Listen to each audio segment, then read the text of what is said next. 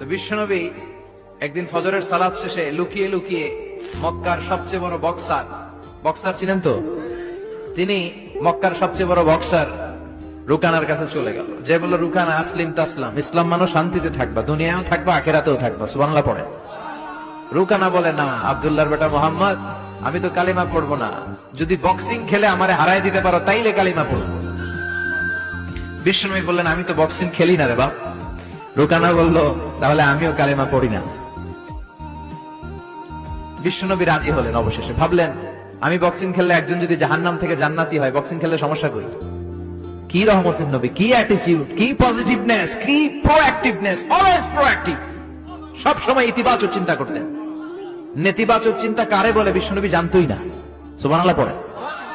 বিশ্বনবী রাজি হলেন। এবার বক্সিং খেলার পালা। রুকানা হাফ প্যান্ট পরে গায়ের মধ্যে জাইতুনের তেল মেখে এভাবে লাফাচ্ছে। আপনারা